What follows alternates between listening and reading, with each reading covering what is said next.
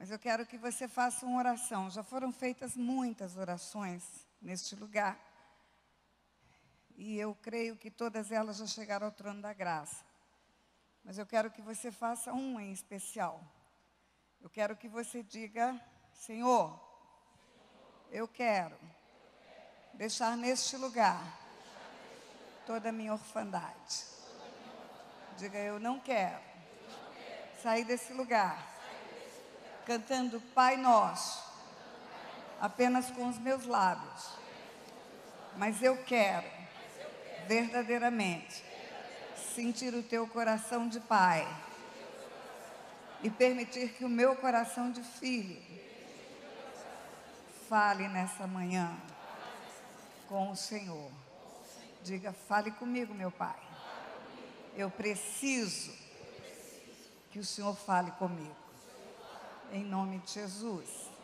Amém. Abre a tua Bíblia no Evangelho de Lucas, capítulo 15. Evangelho de Lucas, capítulo 15. Ele começa, o caput, o primeiro momento desse capítulo começa assim, com uma narrativa do que era o contexto, o que estava acontecendo. E diz assim: aproximavam-se de Jesus todos os publicanos e pecadores para o ouvir. E murmuraram os fariseus e os escribas, dizendo: este recebe pecadores e come com eles. Vou ler de novo. Aproximavam-se de Jesus todos os publicanos e pecadores para o ouvir. E murmuravam os fariseus e os escribas, dizendo: este recebe pecadores e come com eles. Pode observar que, como eu disse a você ontem, o problema de Jesus eram os fariseus. Agora eles, junto com os publicanos, estão criticando Jesus, porque Jesus está andando com pecadores e comendo com pecadores.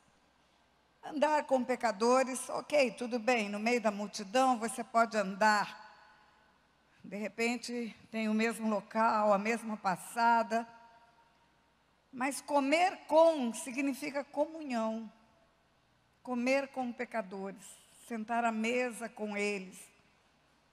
Comer significa uma intimidade maior um pouco. E a crítica dos fariseus, dos religiosos, nariz em pé, aqueles que tinham apenas a letra, não tinham nenhum discernimento espiritual, eles não discerniram quem é que estava na frente deles. Para eles era um mestre, era um profeta. Jesus era muito bem recebido como mestre. Ele ia ensinar vários textos bíblicos, diz, indo para Nazaré, onde fora criado, foi no sábado ensinar na sinagoga. Outros textos dizem, indo para Cafarnaum, foi no sábado ensinar na sinagoga.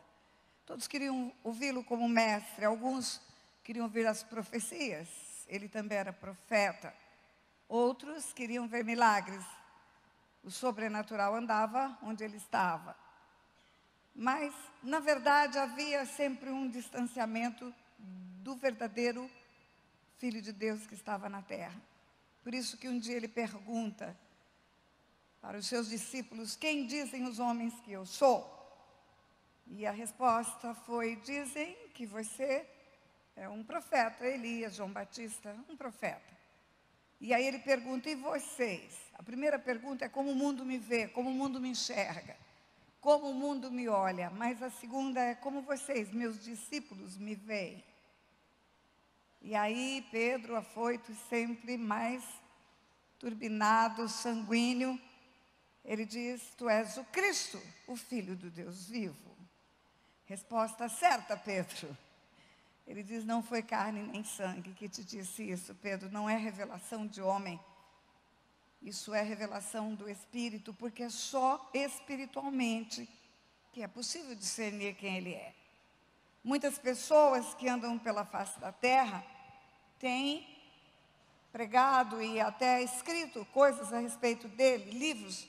Existem escritores no Brasil que têm best-sellers, são renomados, escrevem livros e colocam Jesus como o maior líder da terra, como o maior médico, como o maior administrador, como o maior psicólogo, dando a ele qualificação humana. Mas nenhuma dessas qualificações líder, profeta, mestre, nenhuma dessas qualificações vai levar o homem a Deus, só se ele entender que ele é o Cristo, o Filho do Deus vivo. Por isso a revelação era espiritual. Não foi carne nem sangue, mas é o Espírito que te ensina. Eu vou tirar logo essa foto para deixar meu marido sossegado aqui. Eu ficar... Tadinho, ele fica bravo, ele fala, você não para. Aí ele fica todo vermelho a hora que eu paro. Mas, Jesus então está andando no meio dos homens, está andando junto com os pecadores, comendo com eles. E os que entendiam da lei, da letra, das escrituras, fazem uma crítica. A crítica é, esse cara, esse que pensa que é profeta, anda com os pecadores e come com eles. E aí, por causa dessa crítica, Jesus começa a liberar parábolas. O que são parábolas? Parábolas são mistérios do reino dos céus. Um dia um discípulo falou, por que o senhor fala através de parábolas? Ele disse, porque não é a todos que é dado a conhecer os mistérios do reino dos céus.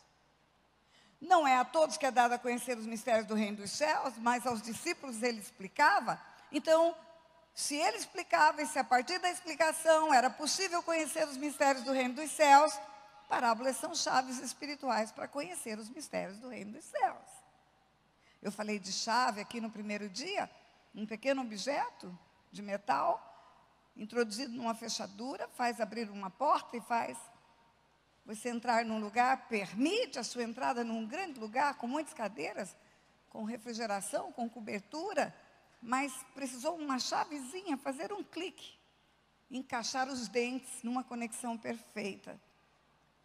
Assim são as parábolas.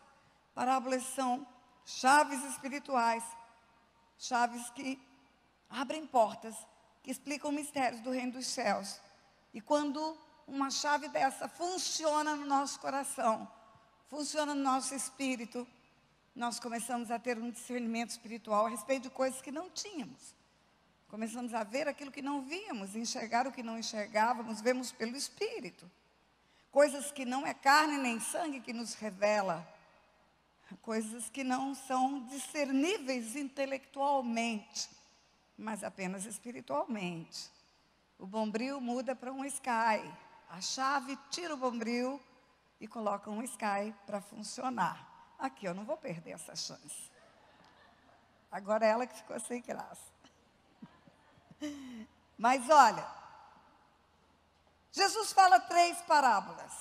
Ele, respondendo à crítica dos fariseus, está escrito assim, então, versículo 3, então, significa então, por causa da crítica, então, em resposta à crítica, então, em seguida à crítica, lhes propôs Jesus esta parábola. E começa falando parábolas. Ele fala primeiro a parábola da ovelha perdida. Depois ele fala a parábola da dracma perdida. E finalmente ele fala a parábola do filho pródigo. As 3 parábolas são respostas a uma crítica, porque ele anda e come com pecadores. Vamos falar da parábola do filho pródigo. Parábola do filho pródigo, eu vou contar a história, você conhece, ela é por demais conhecida. Um homem tinha 2 filhos.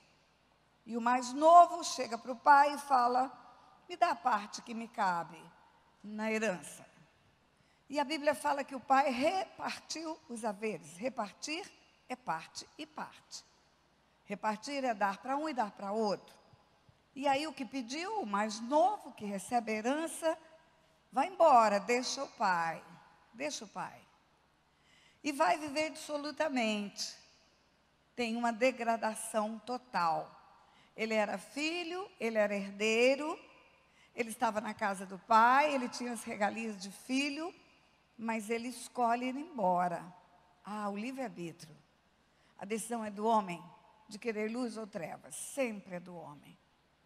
Às vezes oramos e pedimos, Deus, impeça meu filho de fazer isto ou aquilo. Olha, Deus não impede. O Espírito Santo até ajuda a convencer do pecado, da justiça e do juízo. Mas a escolha é do homem. Cantamos tanto hino no passado. Meu amigo, hoje tu tens a escolha, a vida ou morte, qual vais aceitar? É a escolha do homem. E o filho escolhe viver dissolutamente. Vai embora, gasta tudo que levou, a motivação foi dinheiro, o amor do pai foi menos importante do que o dinheiro, foi menos importante do que a liberdade. Liberdade sem limites destrói qualquer pessoa. E aí ele cai no fundo do poço. Ele chega a um ponto que ele deseja comer comida de porcos. Isso significa perder os amigos, perdeu a dignidade, perdeu a honra, perdeu a reputação. E lá, no lugar onde ele está, no fundo do poço, longe do pai, ele lembra do pai. E ele diz, até os trabalhadores do meu pai comem melhor do que eu. Porque ele desejava comer a bolota dos porcos que ele cuidava. E aí ele toma uma decisão. Ele cai em si. O que é cair em si? Cair em si é arrepender-se. Cair em si é ter a convicção do erro. Cair em si é cair em si. Simples assim. Cair em si é ver aonde caminhou, aonde que ia dar, o abismo que estava prestes a cair. E toma uma decisão de stop, pare. Lá em Resende tem a Academia Militar das Agulhas Negras. E aí tem a formação dos cadetes. É muito lindo. Aquela multidão de jovens, todos uniformizados iguais, com a mesma cadência para marchar. E cronometricamente eles caminham. E eles vêm numa direção e vêm marchando. Aí uma hora a palavra é alto, eles param, todos param ao mesmo tempo. Você não vê um fora do ritmo. Aí a voz de comando diz, direita, volver e tá. E aí eles começam a marchar em outra direção. Conversão é isso. Conversão, o seu carro era a gasolina e você converte ele para álcool. Muda o combustível, muda a mente, metanoia. Muda a direção, muda as atitudes, paga o preço de ser exposto no seu pecado, arrependendo-se, e a reputação não é mais importante do que a libertação. A reputação fica em segundo plano. Não importa o que vão falar de mim, importa que eu estou voltando para a posição correta. Não importa a crítica, não importa o título que vão me dar. Importa que eu volto para a casa do pai.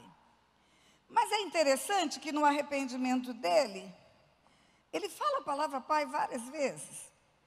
Ele pensa assim, até os trabalhadores do meu pai vivem melhor do que eu. E eu voltarei para a casa do meu pai.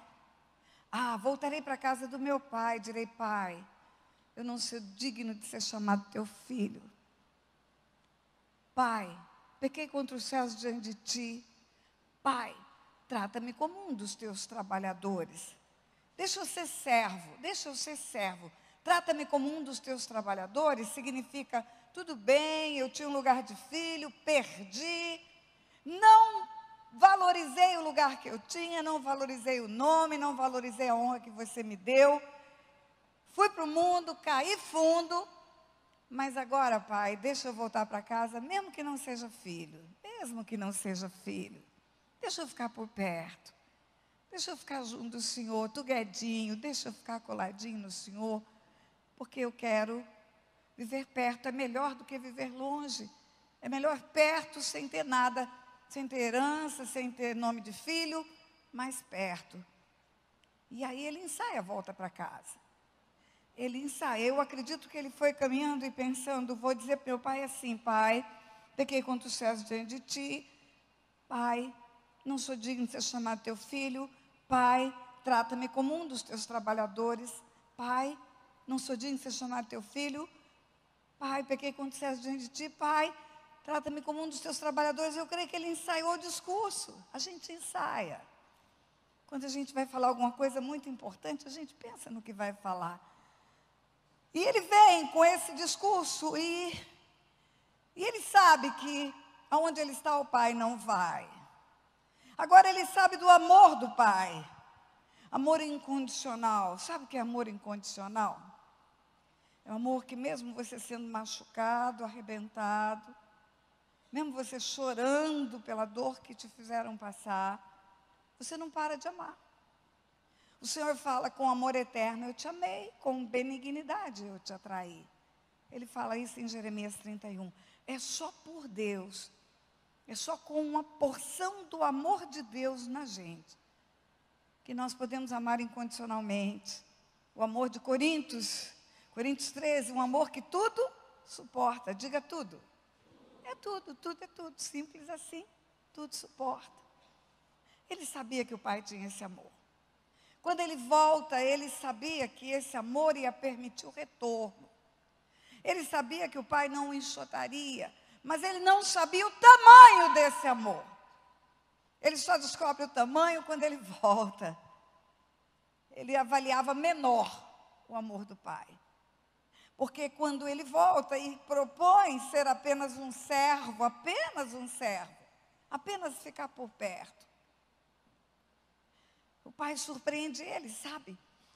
O Pai, quando ele foi embora, o Pai colocou para engordar um específico novilho. Quando ele volta, esse específico novilho, que é o novilho, está pronto para o churrasco. Churrasco é tudo de bom. Churrasco é o melhor da terra. Picanha. Quer asinha de frango? Não, quero picanha. Quer linguiça? Não, quero picanha.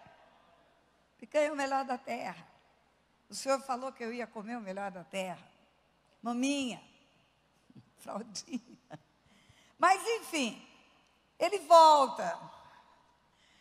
E quando ele volta, ele é surpreendido com a expressa manifestação do amor do Pai.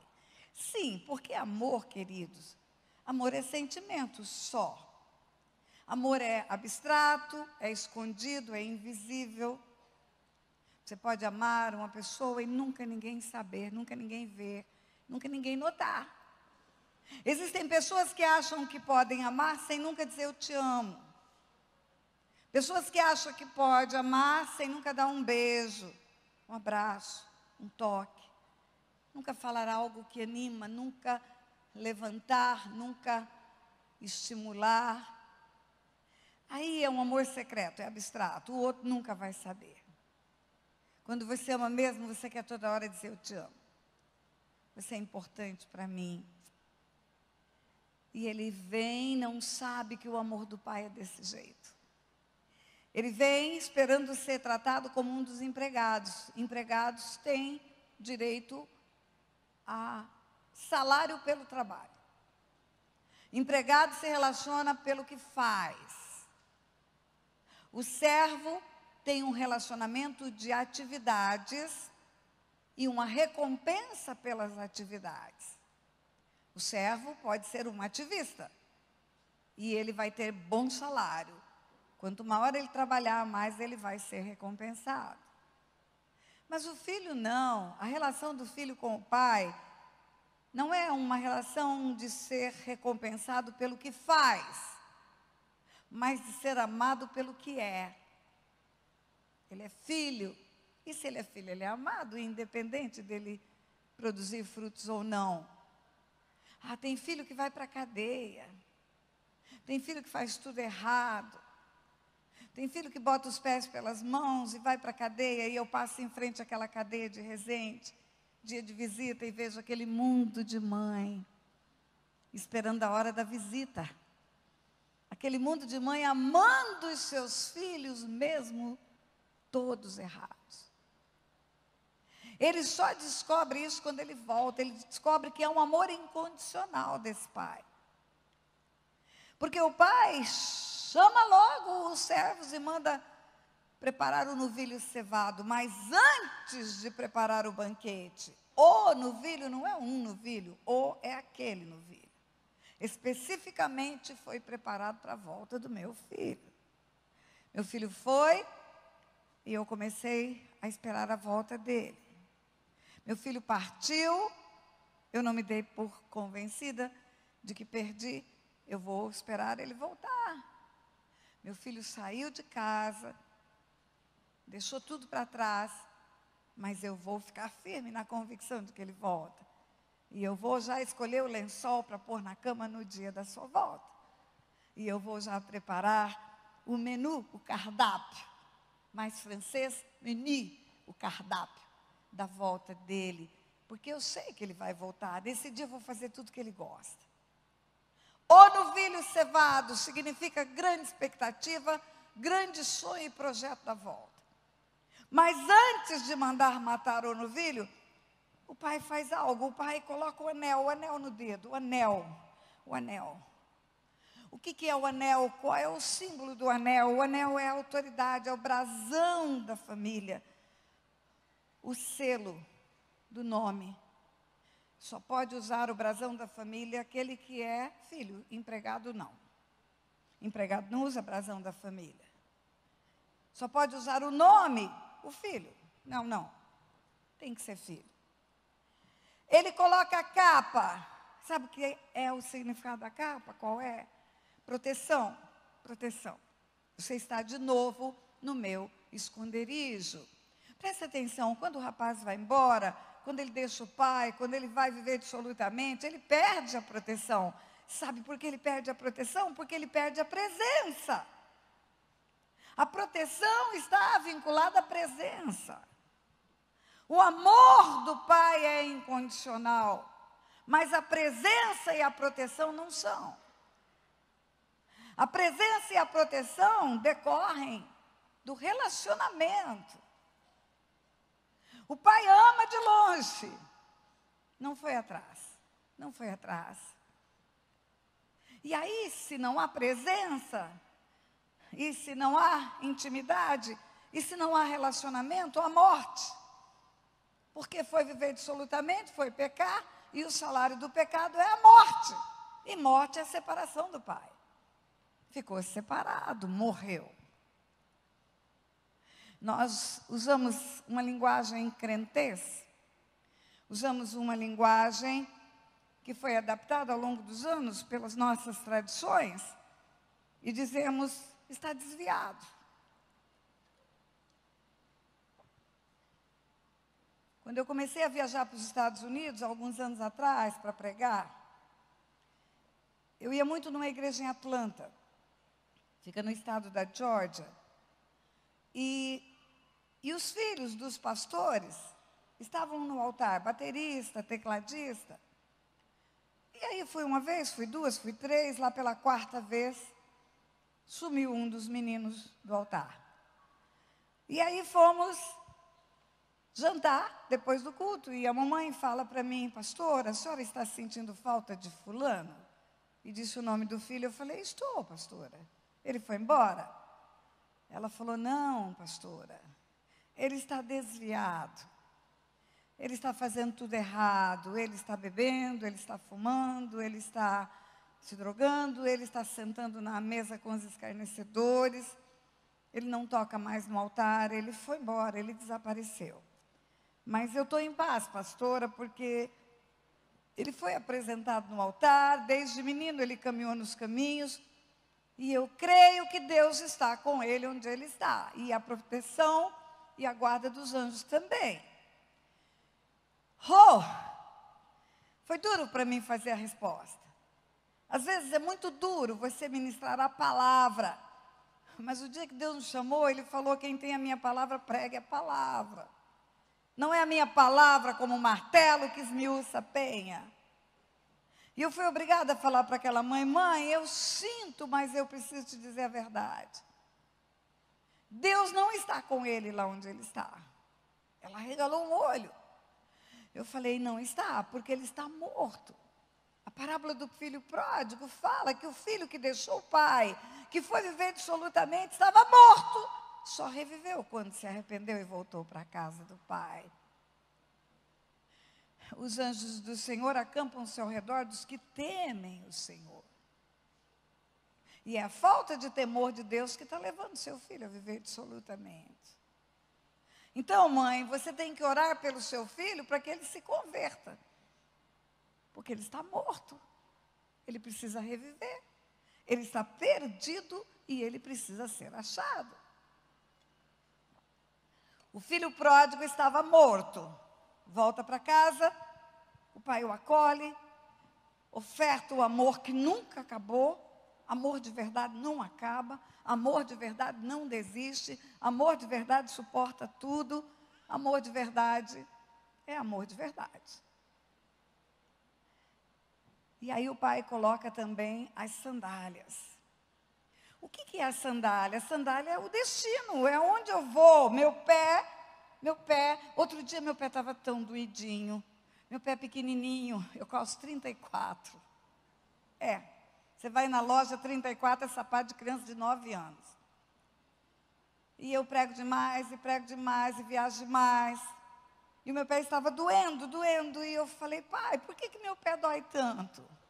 Ainda fazia uma brincadeira, quando eu fiz aniversário, eu falei, olha, eu tenho uma cabeça de 30 anos,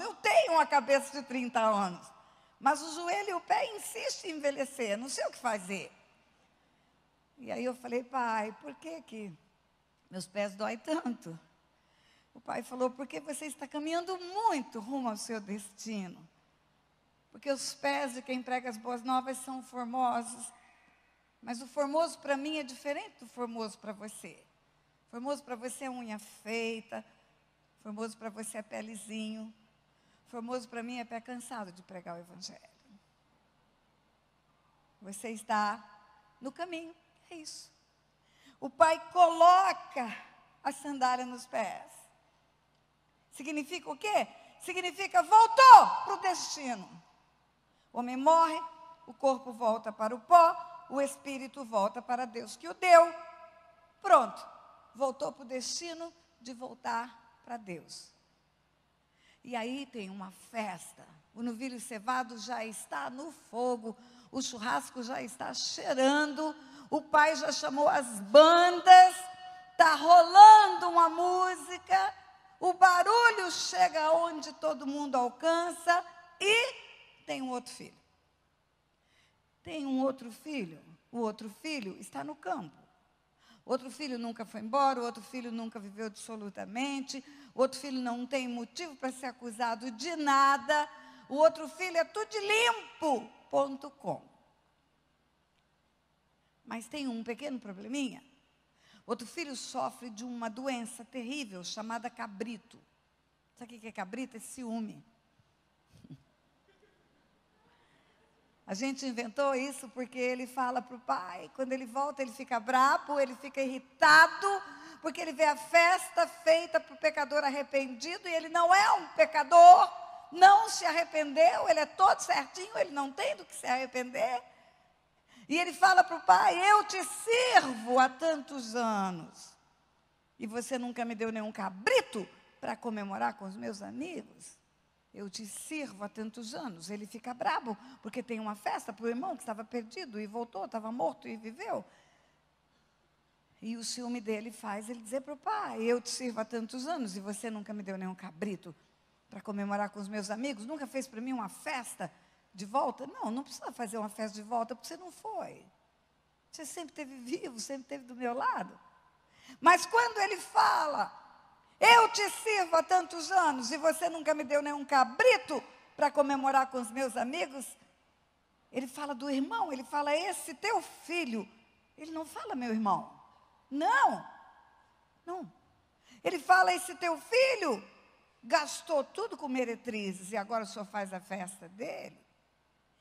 Mas ele também não fala irmão, porque ele não fala pai. Quando ele vem do campo, ele conversa com um empregado. E ele fala para o empregado, o que é isso aí? Música, dança em casa? Que festa? Por que rolou a festa? E o empregado fala, é teu irmão. Teu irmão voltou com vida. E o teu pai está fazendo a festa.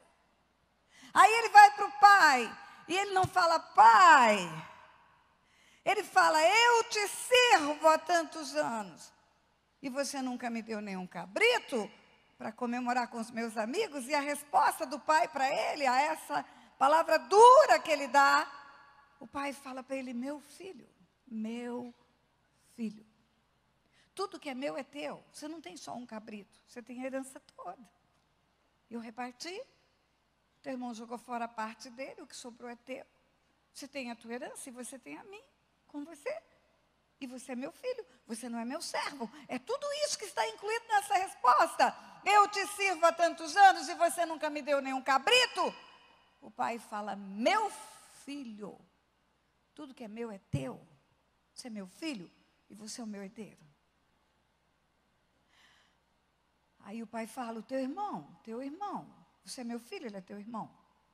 O teu irmão estava morto e reviveu, estava perdido e foi achado. Ah, queridos, a parábola do filho pródigo não é para falar de um pecador perdido e arrependido. A parábola do filho pródigo não foi produzida no coração de Jesus como uma chave espiritual para os discípulos entenderem o que é o arrependimento de alguém que foi embora. A parábola do filho pródigo foi produzida no coração de Jesus para mostrar para os fariseus quem eles eram, o que eles estavam vivendo, que estilo de vida eles tinham no meio do templo. Eles não tinham Deus como pai e eles não tinham os outros como irmãos. Eles estão criticando Jesus porque Jesus anda com pecadores e come com eles. Jesus veio para salvar os enfermos. Quando eles criticam Jesus salvando os doentes, os pecadores e os perdidos, eles estão mandando um recado para Deus, eu estou me lixando para o amor que você tem pelo mundo.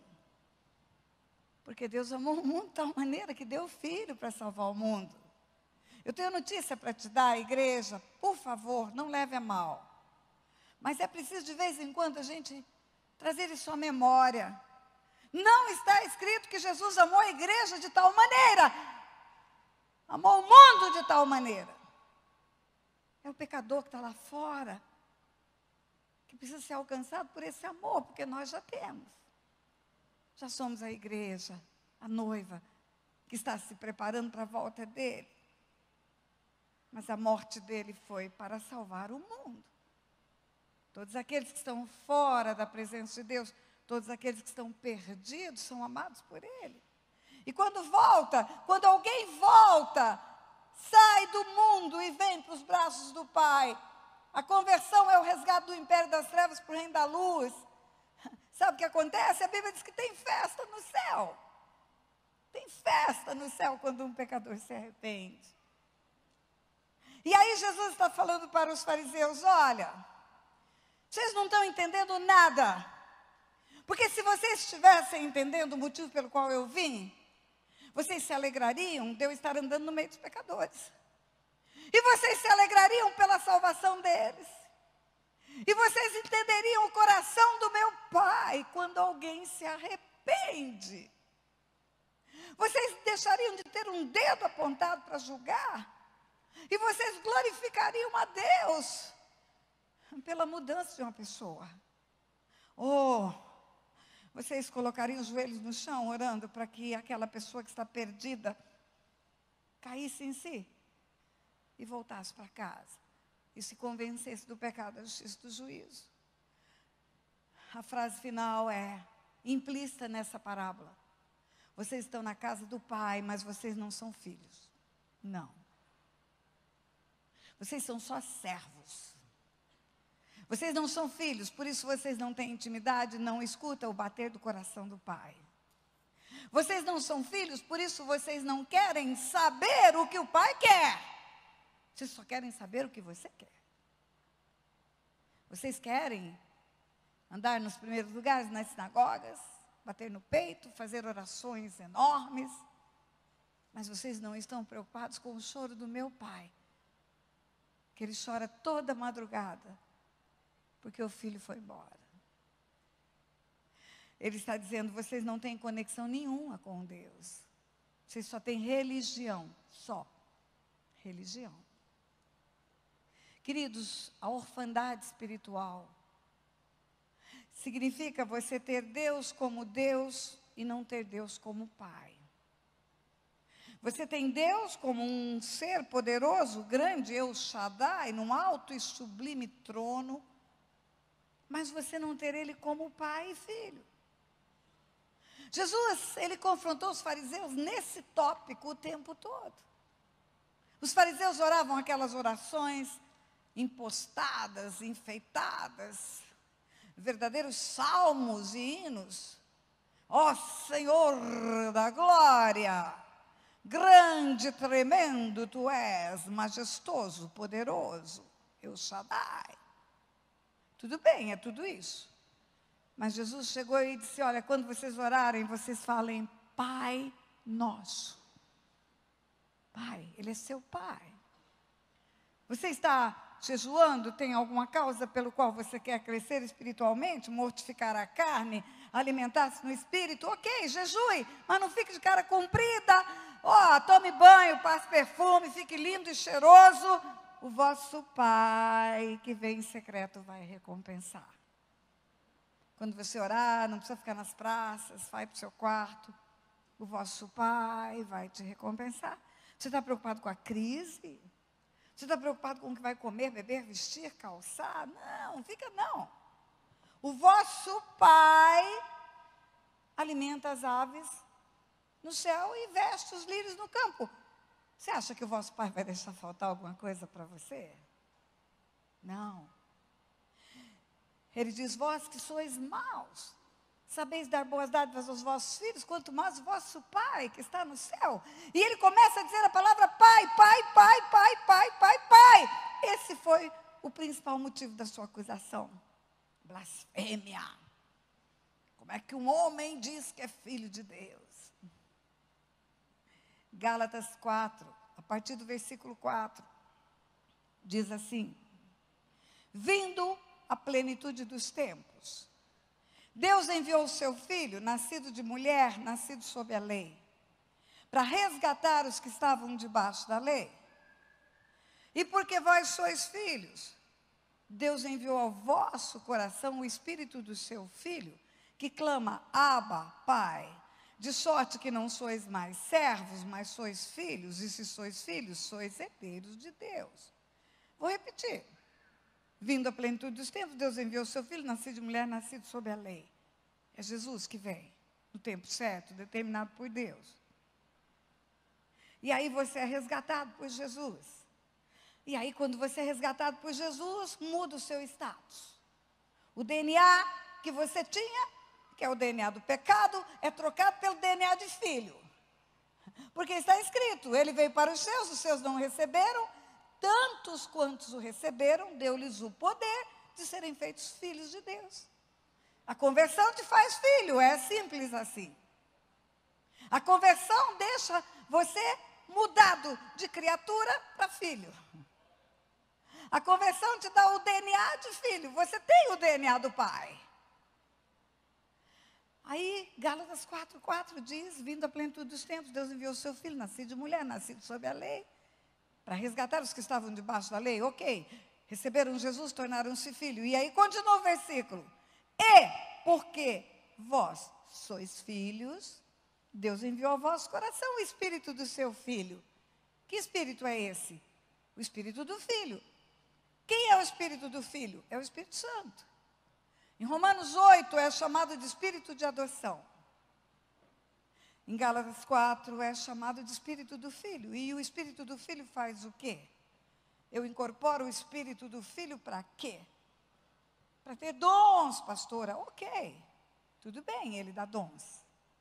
Para ter revelação, ok, ele dá. Para ter discernimento, ok, ele dá. Para ser convencido do pecado, da justiça, do juízo, sim. Mas sabe o que está escrito em Gálatas 4:4? Porque vós sois filhos, Deus enviou ao vosso coração o Espírito do seu Filho, que clama, Abba, Pai. De sorte que não sois servos, mas sois filhos. E se sois filhos, olha bem, é uma condição. E se sois filhos, sois herdeiros. Herança é para filho, nós vimos aqui. Herança é para filho. Não cantamos tudo que Jesus conquistou na cruz, é direito nosso, é nossa herança. Por quê? Porque nos tornamos filhos de Deus. Herança de libertação, herança de cura, herança de mudança dos legados geracionais. Tudo isso é para filho, é só para filho. Libertação é para filho. E porque vós sois filhos, Deus enviou ao vosso coração o Espírito do seu Filho, que clama, Abba, Pai. Como assim, Abba, Pai? O que é Abba, Pai? O que é Abba? Abba é Pai. Agora, Abba, Pai, significa uma forma carinhosa de ser filho. Uma forma dengosa de ser filho. Abba, Pai é meu pai. Abba, Pai é paizinho. Abba, Pai é pai querido. Ou como diz o meu neto, paizão. Abba, Pai é painho. É painho. Papito. Papá. Qualquer país do mundo tem a forma carinhosa de uma criança falar com seu pai. E o Espírito Santo vem ao nosso coração para nos ensinar a sermos filhos. O maior ministério do Espírito Santo, o maior ministério, é nos fazer entender que somos filhos. Que nós não somos servos, porque o texto diz, e porque vós sois filhos, Deus enviou ao vosso coração o Espírito do seu Filho, que clama, Abba, Pai, de sorte que, por isso que, em razão disso que, não sois mais servos. Não sois mais servos, está escrito. Mas sois filhos. E se sois filhos, sois também herdeiros. O Espírito Santo muda o seu status de servo para filho. Tira a carteira assinada de servo e te coloca o legado da herança, a partilha da herança. O servo trabalha pelo que ele faz, ele quer ser aceito. O filho, mesmo que não trabalhar, é filho. O servo trabalha para implantar o reino de Deus. O que você está fazendo, minha irmã? Estou implantando o reino de Deus. Ok. Muito bom, é o melhor serviço do mundo. E o filho? O filho está implantando o reino de Deus, sim, mas é o que ele vai receber de herança. Porque ele vai ouvir, vinde benditos do meu Pai, para o reino que vos está preparado desde antes da fundação do mundo. Um dia Jesus falou para os seus discípulos, pequenino rebanho, ao vosso Pai se agradou vos dar o reino. O filho não trabalha para cuidar dos negócios do seu senhor. O filho cuida dos negócios do seu pai, que será a sua herança. O filho é como Jesus, aos 12 anos de idade, fica para trás, é encontrado, e ele fala para a mãe dele, eu estou cuidando dos negócios do meu pai. É tão fácil você entender o que é servo, o que é filho, quando você tem os dois. Se você tem um negócio e tem empregados, balconistas, são servos. Se você é uma dona de casa, tem uma faxineira, é servo. Aqui na igreja mesmo, muitas pessoas estão servindo. Eu encontrei amadas irmãs que me serviram tão bem no container ali, que é a sala de recepção. De manhã, quando eu cheguei, meu Deus do céu, tinha um banquete, só que não deu tempo de comer. Foi só olhar e vir para cá. Porque está acontecendo o Ironman e mudou todo o trânsito da cidade. E o irmão que foi nos buscar não sabia. E ainda, para complicar, um ciclista foi atropelado. E perdemos o trajeto que faríamos rapidamente. Eu chegaria meia hora antes para comer aquele banquete. Mas ele vai ficar lá de tarde, eu como ele. Já está tudo combinado. No lanche da tarde. Mas ela está servindo, ela está dando o serviço dela. Voluntariamente ela está servindo. Agora, o casal de pastores dessa igreja tem filhos. Não é a mesma coisa. Eu tenho servos e eu tenho filhos. Eu tenho um casal de filhos e tenho um homem e uma mulher de servos. Casal de servos. O casal de servos que eu tenho chama-se Raimundo e Ana Cláudia. Não são casados. O seu Raimundo trabalha conosco há mais de 30 anos. Nossa filha era solteira, nossa neta já vai ser mãe. Nossa filha já fez bodas de prata. E seu Raimundo está lá. Seu Raimundo já virou patrimônio da família. Seu Raimundo já aposentou. O seu Raimundo já fez a aposentadoria, está tudo certinho, mas ele não quer aposentar do nosso relacionamento. E ele vive lá em casa, e ele quer fazer o café de coador melhor do planeta que tem. Cheira lá em cima no quarto, a hora que ele está fazendo aquele café. O seu Raimundo odeia camisa. Quase o tempo todo de bermuda, sem nada no corpo. Aí eu falo, gente granfina não podia mesmo chegar aqui em casa que ia falar, como é que esse homem está sem camisa? Mas nós já acostumamos com isso, porque não importa, a camisa importa o coração dele para nós. Seu Raimundo é servo. Seu Raimundo tem alegria quando a gente chega. Ele vê o carro na garagem, porque nós deixamos o carro no Rio, no aeroporto, onde embarcamos. E quando voltamos, o carro está na garagem de volta. É o sinal para ele que chegamos. Aí ele quer conversar, porque ficou muito tempo sem nos encontrar. E eu falo que eu não preciso ler um jornal da cidade, não preciso passar o olho em um release de nada, porque o seu Raimundo em 15 minutos me conta tudo o que aconteceu. É minha rádio peão. Não, e notícias locais e nacionais, tem esse detalhe. Tudo que acontece no Palácio do Planalto, a Prefeitura de Resende, ele sabe. Mas o seu Raimundo não é filho. Ele é servo amado por nós. Tem Ana Cláudia. Ana Cláudia é a faxineira, está conosco há uns 3 anos. Ana Cláudia é uma guerreira. Ana Cláudia ficou sozinha com 2 crianças. Ela faxina um mundo de casa para dar conta. Aí ela pega o dinheirinho da faxina todo, faz madrugada de compras em São Paulo para ganhar um extra, vendendo blusinha, vendendo bolsinha, porque ela tem 2 crianças para criar. Ela é tudo de lindo como pessoa. Ana Cláudia faxina, temos uma casa grande, 2 andares, ela faxina um dia embaixo, outro dia em cima, começa sempre em cima por causa dos quartos. Limpa um dia o primeiro andar, outro dia o outro andar. Tudo organizado. Você não sabe como é que é a minha vida, você não tem noção. Eu não tenho tempo para nada em casa, eu arrumo malas e desarrumo malas, arrumo malas e desarrumo malas em casa. E do jeito que eu desarrumo, fica mais ou menos para guardar. Ela sabe disso, ela guarda tudo.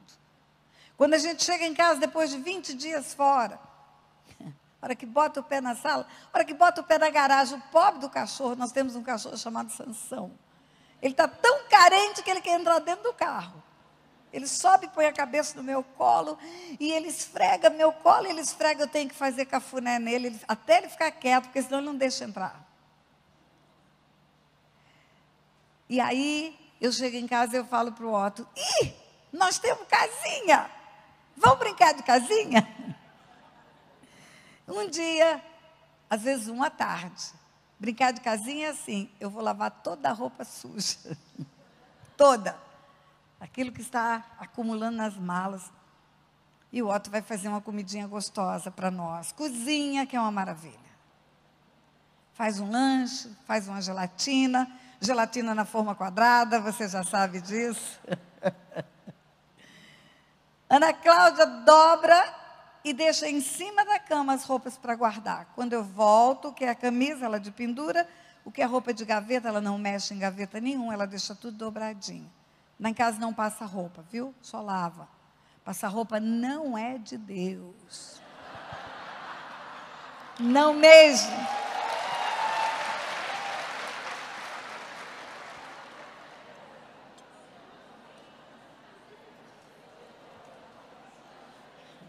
A gente compra tudo que não precisa passar. Quando tem alguma coisa que precisa passar, é porque ganhou.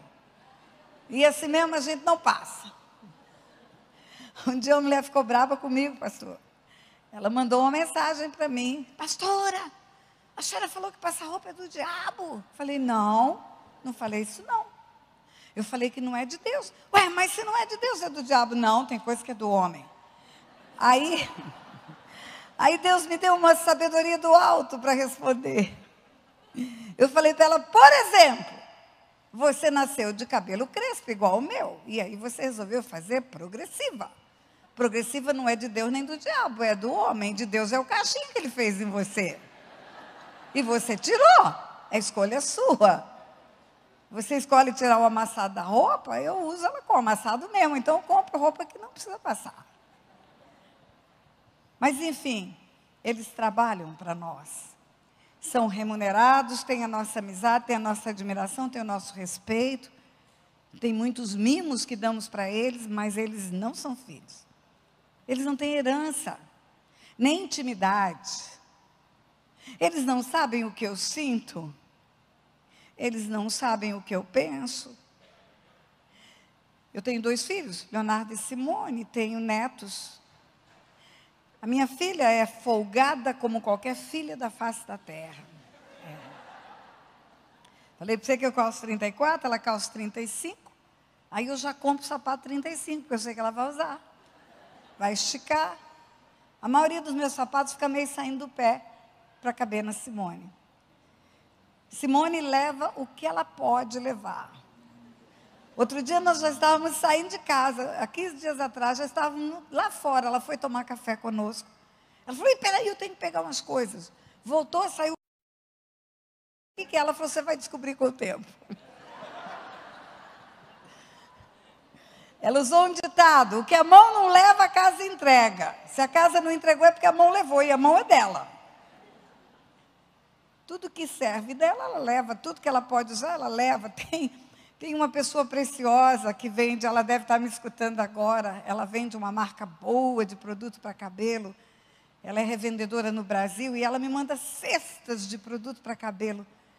A Simone vai lá e escolhe tudo que ela quer antes de eu escolher tudo que eu quero. Leva. Sabe por quê? Porque ela é filha. Outro dia chegamos de viagem, ela é veterinária. Eu subo para o segundo andar, eu tinha um frigobar no segundo andar. E eu cheguei lá, cadê o frigobar? Você olha, a hora que você chega, você percebe que sumiu o frigobar. Aí liguei para ela, Simone, eu não achei o meu frigobar. Ela falou, a casa não entregou, a mão levou. Ela é veterinária, acabou o gás da geladeira dela lá, ia estragar as vacinas, ela não pensou 2 vezes, pegou o carro, foi lá em casa, levou o frigobar. Você acha que a Ana Cláudia pode levar meu frigobar? Ana Cláudia pode levar meus sapatos de festa? Você acha que a Ana Cláudia pode mexer nos lugares das bijuterias finas e escolher algumas para ela? Não, isso não é para servos. Isso é para filhos. Simone sabe onde eu estou. Simone sabe quando eu estou precisando de alguma coisa especial. A Simone está lá, nós estamos aqui, ela está lá cuidando do imposto de renda nosso. Ana Cláudia não pode fazer isso. E tem o Léo, o filho, o Léo também folgado, como qualquer filho do mundo. Folgado, eu vou dizer para você, esse cabra é folgado. Léo, você está acima do peso, lá atrás, agora ele está elegante. Léo, você está acima do peso. Meu filho, você precisa emagrecer. Meu filho, você precisa emagrecer. Você não tem idade para ter o corpo que tem. Eu fico preocupado com sua saúde. Mãe, se o corpo do homem é o templo do Espírito Santo, isso aqui é uma mansão. Dá para você entender quem ele é, né?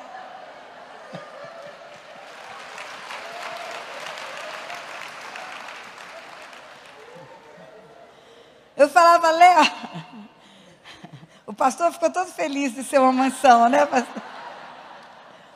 Eu falava assim, Léo, eu estou vendo a sua dificuldade para emagrecer, meu filho.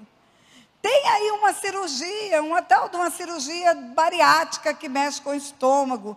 Se você quiser fazer, eu te dou o maior apoio, eu vou ficar com você, eu vou cuidar de você. Ele falou, mãe, eu quero uma cirurgia do estômago, mas eu não quero tirar um pedaço do meu, eu quero pôr mais um, porque eu quero comer mais. Esse é o Léo. Aí ele descobriu a bicicleta, começou a pedalar.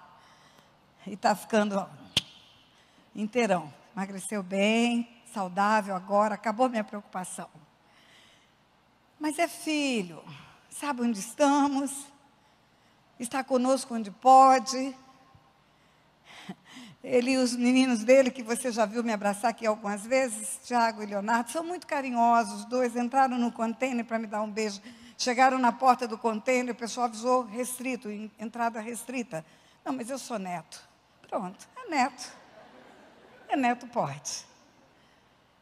Eles estavam em casa e eles fizeram comigo agora. 3 dias atrás eles fizeram isso. Eu estava sentada no sofá da casa deles, deitada, na verdade, esticada lá. E aí eles vieram fazer montinho. Sabe o que é montinho? O Léo sobe em cima, depois sobe o menino de 17 anos em cima, e depois sobe de 8 em cima e faz uma pirâmide em cima da mamãe. Por que eles podem brincar com intimidade? De abraçar, beijar, apertar, juntar, jogar no sofá, deitar em cima? Porque são filhos. Imagina se seu Raimundo me joga no sofá e deita em cima de mim.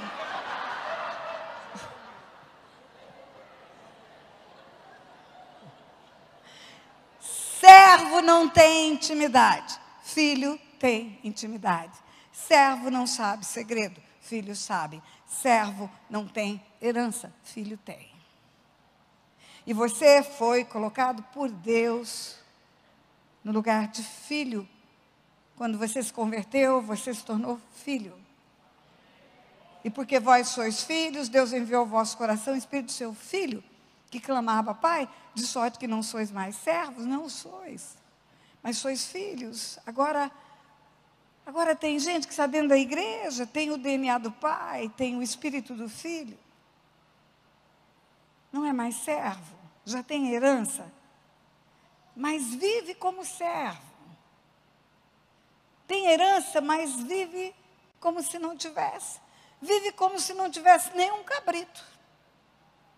Eu te sirvo há tantos anos e você nunca me deu nenhum cabrito. Por quê? O que leva o coração do homem a ser um religioso, não compreender quem ele é, não entender a identidade de filho? O que acontece conosco? Pessoas que têm até vergonha de chegar falando com Deus como filho. Tem gente que te repreende, fala, você não tem reverência? Porque eu falo, ô papai, vem comigo, papai. Eu entro num provador de roupa, e eu vou vestindo as roupas para escolher, e eu falo com meu pai, está boa essa roupa, o senhor está gostando dela? Ficou alinhada? A moça que está no provador do lado, pensa, a mulher está com o pai dela dentro do provador. Pois eu estou mesmo. Acordo e falo, ô meu pai, o senhor não dorme, o senhor afofou a minha cama, cuidou do meu sono, não dorme nem toscaneja, a Bíblia diz. Eu saio para qualquer lugar, meu pai, vem comigo. E é meu pai, é meu pai, é meu pai, é meu pai.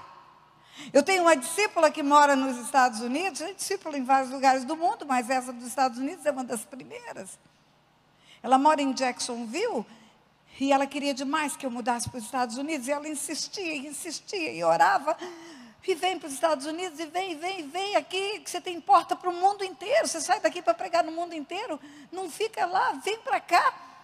E aí um dia eu estava orando, eu estava caminhando no condomínio dela e orando, meu Deus, é isso que o senhor quer? Meu Deus, é isso que o senhor quer? Então eu quero vir para os Estados Unidos, me ajuda a fazer essa transição, me ajuda a deixar minha família compreender que o senhor me quer aqui.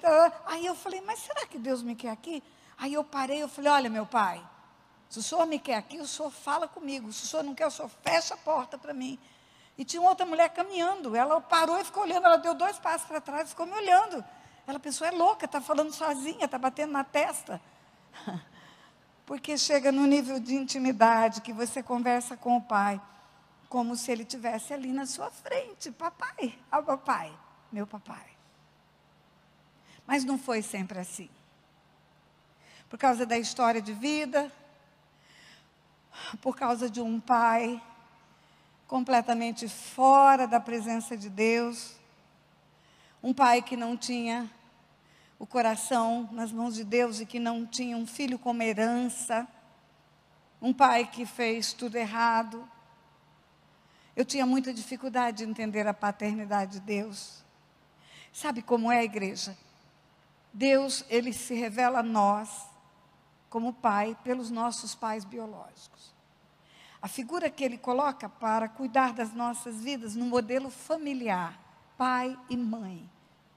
Essas duas figuras, elas estão ali como um estereótipo do cuidar de Deus conosco.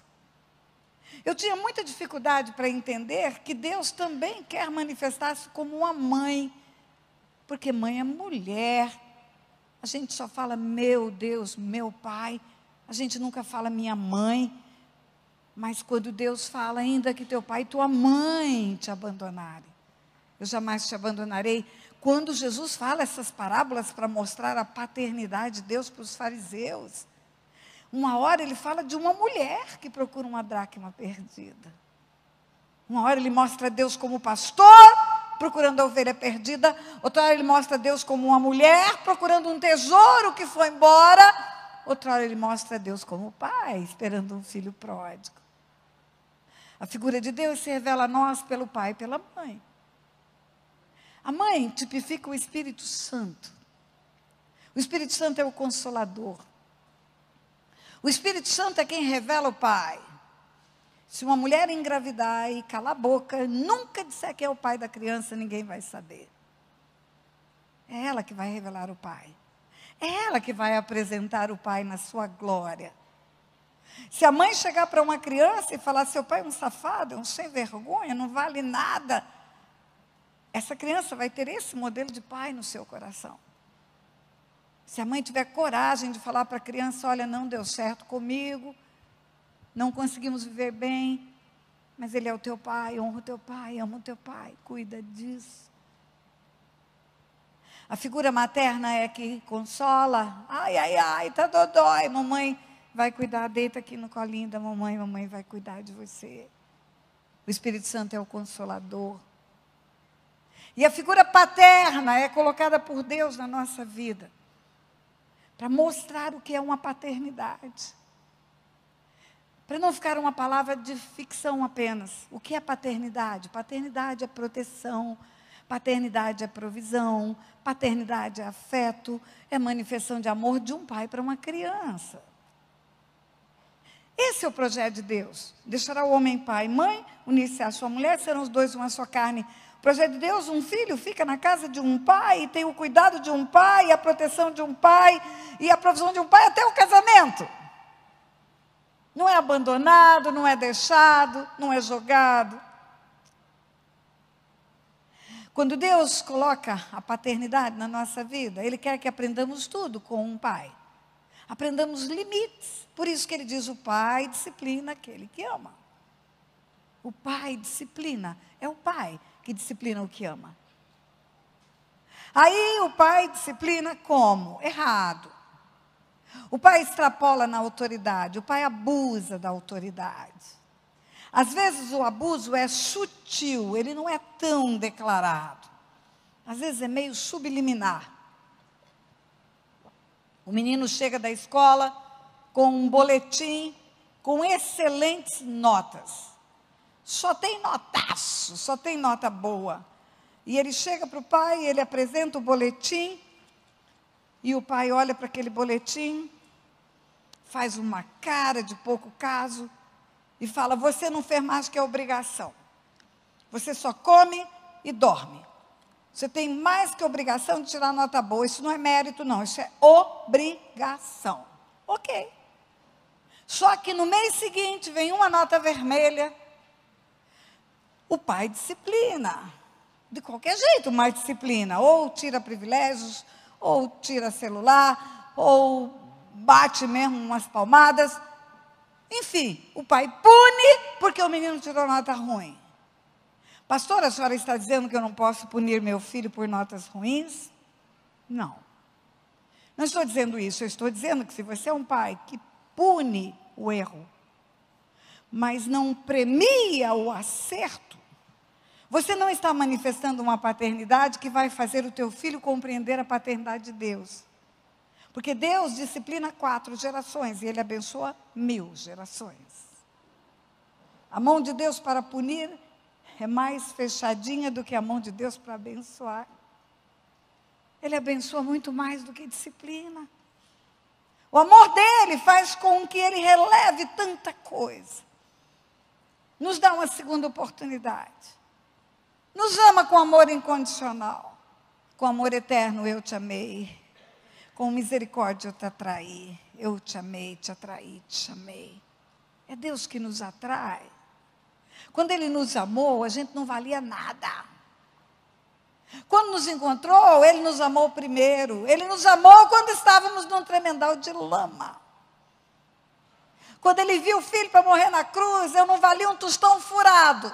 Você jamais ia sentar para me escutar. Porque não falava uma frase sem 3 palavrões. Aí o Pai coloca na nossa vida um homem. Um homem que vai nos dar apenas o DNA da carne, mas que tem o dever, a obrigação de nos ensinar o caminho do Pai. E esse homem manifesta uma paternidade errada. Ele disciplina exageradamente, bate até deixar marcas no corpo. Eu tenho escutado tantas coisas, queridos, as coisas mais graves me fazem chorar. Eu ainda não consigo ouvir sem chorar. Uma criança pequenininha, 5 aninhos de idade, teimosa.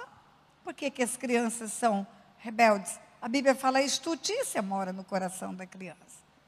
Ela testa o limite dos pais o tempo todo. O tempo todo. Os pais estão aí para colocar limite. Amor é limite também. Amor é cuidado, proteção, limites. E aí a criança faz um erro hoje, faz outro erro amanhã, e o pai resolve dar uma lição na menininha.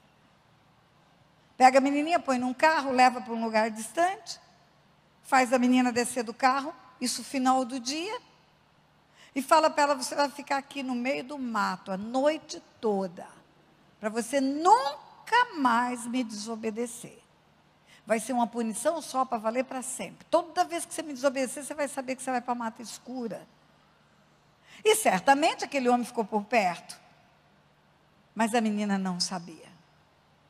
Pense no terror de uma criança a noite inteira dentro de uma mata. Só quando vai amanhecer o dia que ele vai buscar. E ele fala, e aí, aprendeu? Isso não é proteção e nem é disciplina. Isso é abuso de autoridade. Pais que cortam as costas do filho e passam salmoura para não inflamar. E depois obriga o filho a botar camisa para ninguém ver os cortes nas costas. Enquanto bate, enquanto passa salmoura, põe um lenço na boca para a criança não gritar e não ser ouvida pela vizinhança, para não chamarem a polícia. Ou então a criança apanha, eu estou te contando de casos concretos. A criança apanha tanto, tanto, tanto, depois do pai bater tudo que tinha direito, quando cansou, jogou na parede. E a criança teve traumatismo craniano com 3 anos de idade. Aí o cérebro incha, fica mal, vai para coma, fica em coma 40 dias, ok. O cérebro desincha, os ossos do crânio são colados de novo, mas e o coração dessa criança? Acabou. Nunca mais conseguiu rir ou chorar, nunca mais. Sabe o que é nunca mais? O casamento estava indo embora porque ele não era capaz de expressar sentimentos. Sentimentos são secretos, os afetos é que denunciam os sentimentos, publicam os sentimentos. A provisão, as crianças precisam de provisão, precisam de cuidado. Quando você ouve um pai falar, não vou dar nada, ele que conquiste, eu suei a camisa para ter o que eu tenho. Agora é ele que rale para ter. Sabe o que a Bíblia diz? Os pais entesouram para os filhos. O pai do filho pródigo fala para o irmão ciumento, tudo que é meu é teu. Tudo que é meu é teu. Tudo é tudo. Sabe o que é tudo? Diga, tudo é tudo. Tudo é seu. Tudo é seu. Aí o menino passa necessidade. O pai tem a mão fechada, ele tem que passar necessidades. Meu pai gastava com meretrizes e com uísque 12 anos. O seu dinheiro, o que tinha e o que não tinha. E a menininha dele, de 9 anos de idade, tinha que ir para o lixo da cidade de Aquidauana para catar metais, ferro, cobre, bronze, alumínio, etc. e tal. para comprar pirulito, para comprar suspiro cor-de-rosa da padaria, Maria Mole, biju. Quando um pai deixa um filho passar necessidade, ou então gasta tudo com drogas, cheira tudo com cocaína e o filho não tem nada. Ou quando vai embora, abandona, não dá o nome.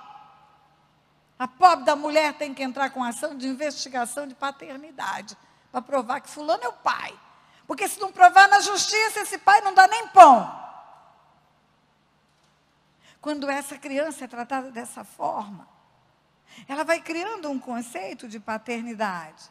Ela vai associando o mal que foi produzido nela, pelo pai, com a paternidade de Deus. E ela não quer Deus pai. Não, não, não, não, não. Você chega para uma criança estuprada pelo pai. A criança foi estuprada, sistematicamente abusada pelo pai. E fala para ela, Deus é pai. Pai é abusador para ela.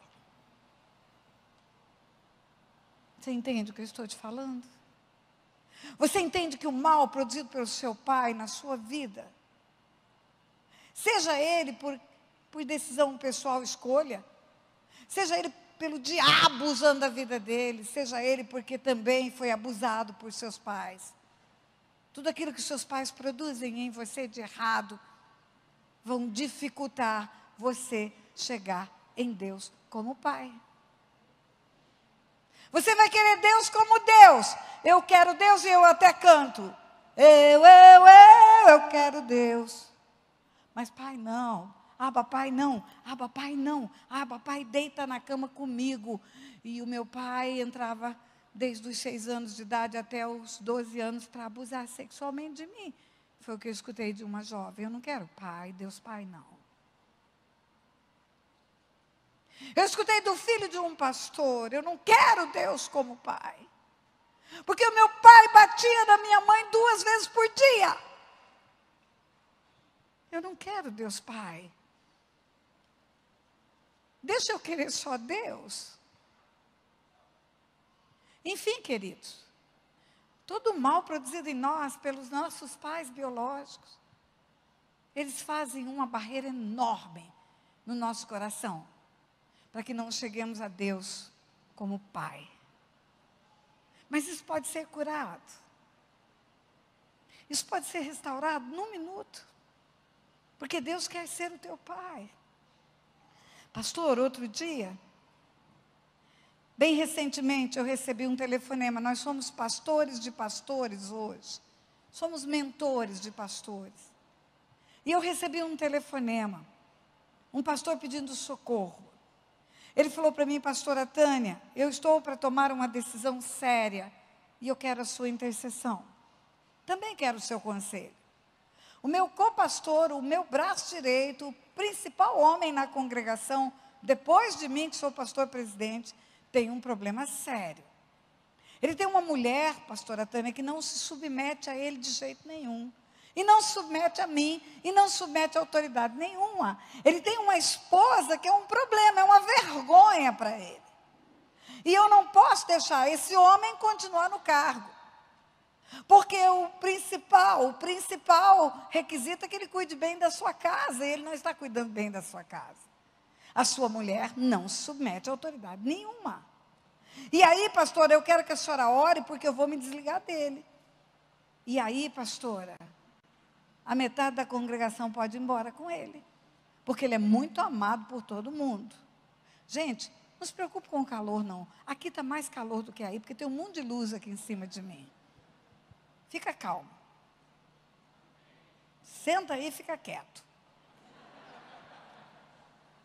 E ele falou, pastora, me ajuda, ore, porque eu vou ter que desligar esse homem.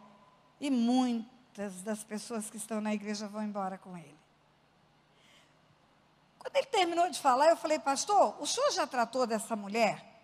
Já, pastora Tânia, já disciplinei, já chamei no gabinete, já confrontei, já coloquei a palavra de Deus de submissão para ela, já ensinei tudo que tem na Bíblia sobre a submissão da mulher. Eu falei, não é isso que eu estou perguntando. Eu estou perguntando se o senhor chamou essa moça para saber a história dela.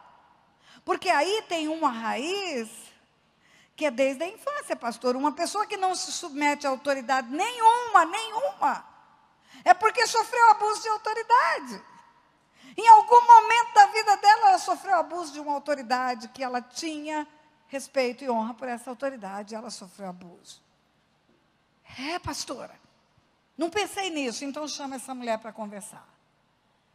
E aí no dia seguinte ele me liga, ele fala, pastora, a senhora acertou na mosca. O senhor sabe o que essa mulher me contou, pastora, no gabinete? Chorando na minha frente igual uma criança. Que dos 6 aos 12 anos, ela foi abusada sexualmente pelo pai. Com 12 anos, ela pegou uma faca, colocou embaixo do travesseiro, porque o pai entrava na madrugada no quarto dela. E ela pegou aquela faca, pulou da cama, falou para o pai, se o senhor entrar no meu quarto mais uma vez, eu te mato. Ali acabou o abuso, porque o pai ficou com medo dela. Eu falei, o senhor está entendendo, pastor? O senhor está entendendo que a única maneira dessa menina se livrar de uma autoridade abusiva, que tinha que ser protetiva, o pai é que tinha que proteger ela dos abusos. O senhor entende que só a hora que ela se rebelou, reagiu de uma forma dura, ela ficou livre do abuso? É por isso que ela não submete a autoridade nenhuma. Ela precisa de cura, pastor. Ela não precisa de disciplina, ela precisa de cura. Ela não precisa de exortação, ela precisa de cura. Os nossos corações são marcados pela paternidade abusiva. Os nossos corações são marcados pelo abandono de pai. Está tudo maravilha, todo mundo vivendo bem, marido, mulher, filha, criança tem o coração nas mãos do pai. O pai chega do trabalho, a criança se joga nos braços dele, coloca a cabeça no colo dele, beija.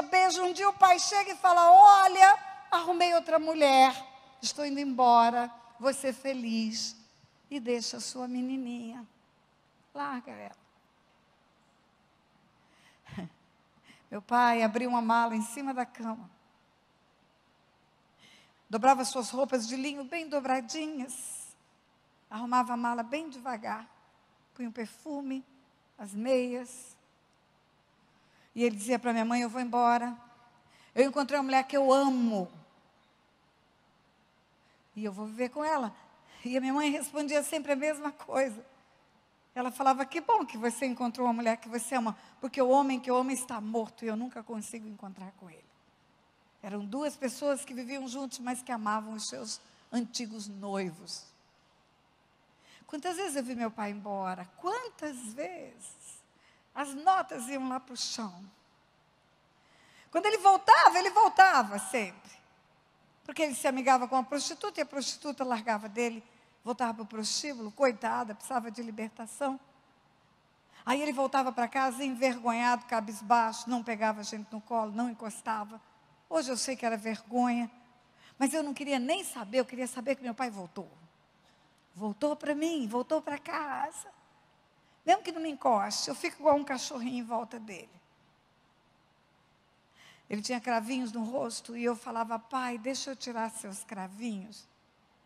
Ele dizia, deixa. Deitava numa rede, bem baixinha a rede, eu ficava de joelho do lado. E eu fingia que eu não enxergava. Você já viu que eu tiro óculos para ler? Eu enxergo muito bem de perto. Imagina eu criança. Mas eu fingia que eu não enxergava, sabe por quê? Porque eu queria ficar bem juntinho do rosto dele. Eu queria encostar nele, e eu fazia assim. Era o único momento que eu encostava no meu pai. Meu pai foi, voltou, onde ele foi. Não voltou mais. Eu já estava casada. Já morávamos no Rio de Janeiro. Meu pai não viu nada da minha vida, sabe o que é nada? Nada. Porque os 14 anos que eu vivi dentro de casa, meu pai viveu mais no prostíbulo do que em casa. E no banco. Trabalhava de segunda a sexta no banco, de sexta à noite até segunda de manhã ele estava no prostíbulo. O carro ficava esperando na porta. Um táxi. Até hoje, eu lembro daquele motorista. Um homem promíscuo, ele ficava contando detalhes das coisas que ele via meu pai fazer. Para mim, uma criança. Hoje eu sei que era uma espécie de assédio que ele tinha também.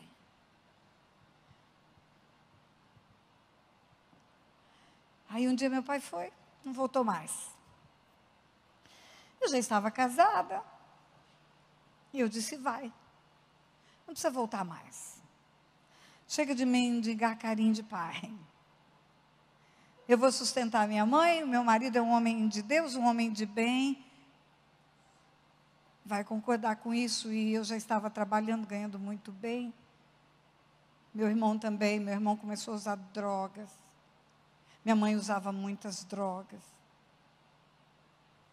E o ano que isso aconteceu, meu irmão tinha só 16, 17 anos.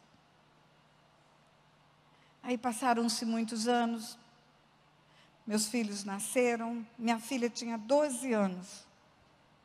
Um dia ela chegou da escola, ela falou, mãe, quem que é seu pai? Eu sei lá o que aconteceu na escola. De repente, um dia de aula sobre família. De repente, o dia dos avós. Mas eu sei que ela chegou muito curiosa. Mãe, quem que é o seu pai? Ela conhecia o pai do Otto. Vô João. Vô João era tudo de lindo nesse mundo. Vô João guardava jabuticaba no pé para ela comer quando ela chegasse. Ninguém podia tocar. Mas e o pai da minha mãe? Quem é o pai da minha mãe? Quando a minha filha falou aquilo, queridos, deu um start na minha cabeça. Porque até então, eu deletei o meu pai. Você pode matar uma pessoa deletando ela. Você pode matar com a arma. Você pode matar com o fim do pensamento. E ali o Espírito Santo começou a trabalhar em mim. Quando eu sofri rejeição, quando eu sofri vergonha, quando eu sofri abuso, o abusador falou para mim, cala sua boca, porque todo abuso sexual gera uma mordaça. O abusador sempre fala, cala a boca. O abusador sempre diz, não fala para ninguém. Ele sempre ameaça de alguma maneira. Se ele é o pai, ele fala, eu vou preso, e você e sua mãe vão passar miséria.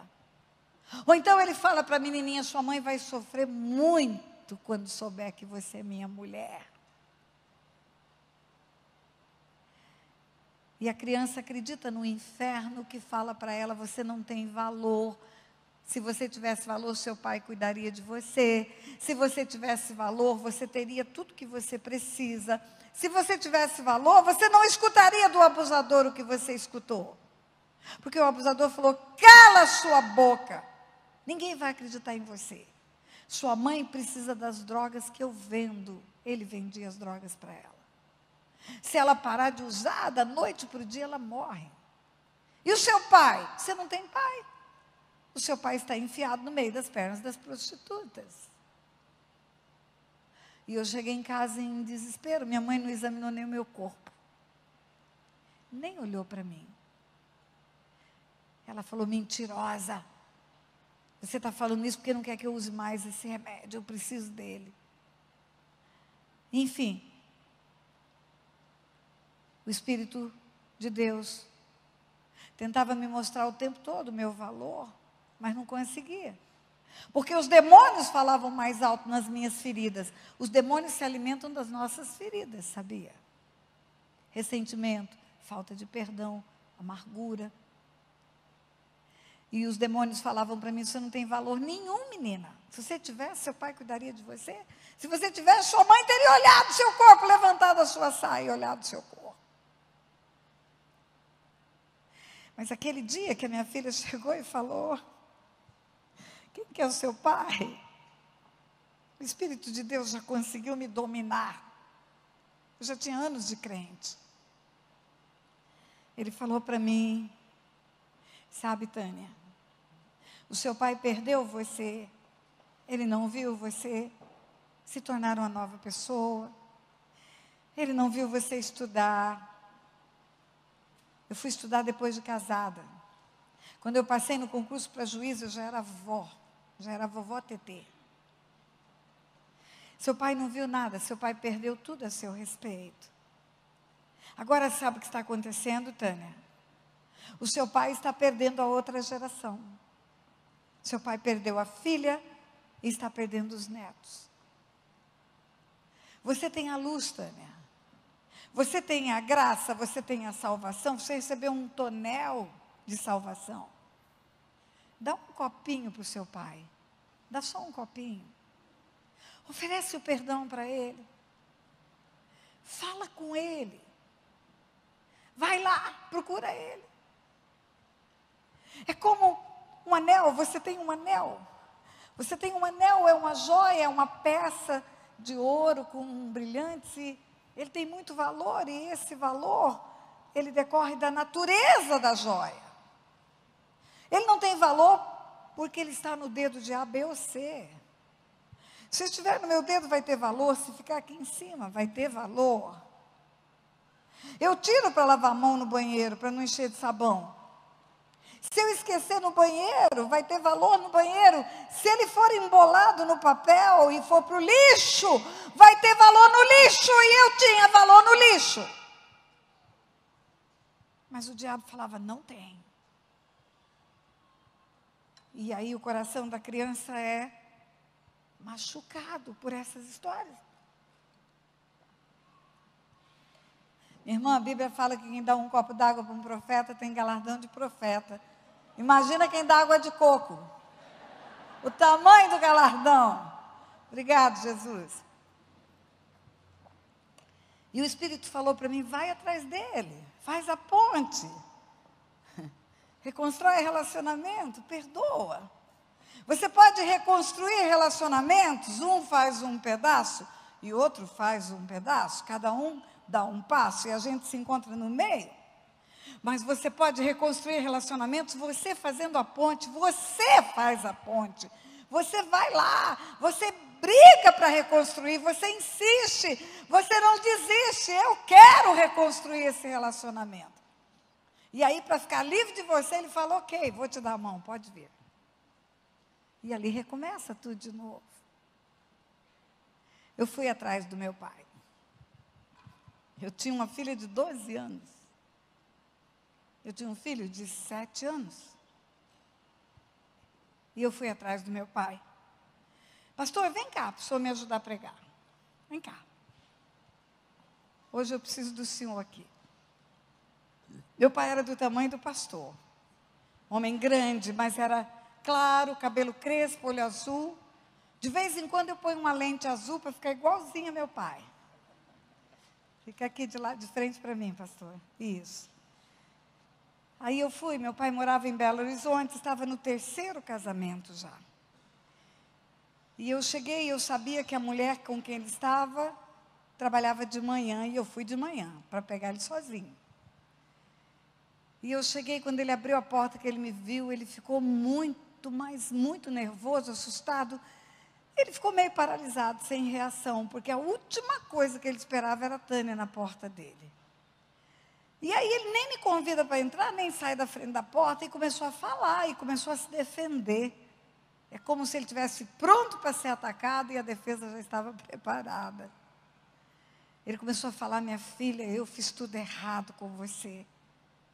Minha filha, eu reconheço que eu fiz tudo errado. Queridos, vocês não têm noção o que foi.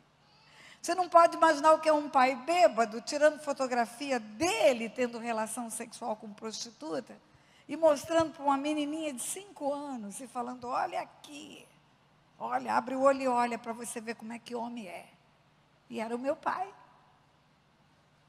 Você não tem ideia o que é chegar numa noite de Natal e encontrar uma prostituta dentro de casa, na sua cama, dormindo com seu pai.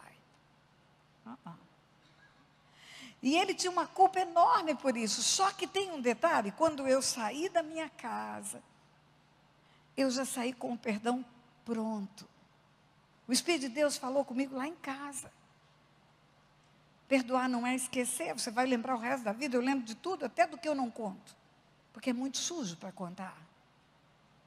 Perdoar não é não sentir dor. Você acha que Jesus na cruz não tinha dor nenhuma quando ele grita, Pai, perdoa porque não sabem o que fazem? Maior a dor, maior a grandeza do perdão, queridos. Quanto mais ferido você foi, mais perfeito é o seu perdão. Quanto mais arrebentado você foi, mais lindo é o teu perdão. E aí ele começou a se defender, e ele começou a falar, e eu queria que ele ficasse quieto, porque eu não queria falar do passado. Se eu fui com o perdão resolvido, o passado não importa mais. E aí eu não conseguia fazer ele ficar quieto, eu pus a mão na boca dele e falei, pai, para, deixa eu falar uma coisa para o senhor. Eu já perdoei tudo. O que o senhor lembra e o que o senhor não lembra, porque quem faz esquece, mas quem sofre não esquece. Eu lembro de tudo, pai, mas está tudo perdoado. Eu vim aqui para dizer para o senhor que eu tenho filhos, e eles querem você como vô. Eu quero que você vá na minha casa, eu quero que você tome nos braços os meus filhos. Eu quero que eles saibam quem é o avô deles. Aí ele ficou quieto. Aí me deu uma vontade, mas uma vontade, eu não sabia por quê, de colocar a cabeça no peito dele. Porque eu tinha um desejo enorme de escutar as batidas do coração do meu pai. Isso aconteceu, minha filha tinha 12 anos. Minha filha já tinha 40 anos quando eu estava num aeroporto nos Estados Unidos e um rapaz largou a criança, a mãe largou a criança nos braços do pai para ir ao banheiro, e o pai colocou a cabeça da criança no peito e a criança ficou caladinha, caladinha, caladinha. Aí o Espírito Santo falou para mim, sabe por que ela calou-se? Porque ela está escutando as batidas do coração do pai dela. Eu nunca tinha escutado a batida do coração do meu pai. Nunca me pegou no colo, nunca me botou a cabeça no peito. E eu falei, pai, eu quero escutar as batidas do teu coração. E eu encostei a cabeça no peito dele pela primeira vez. Olha só. Está batendo.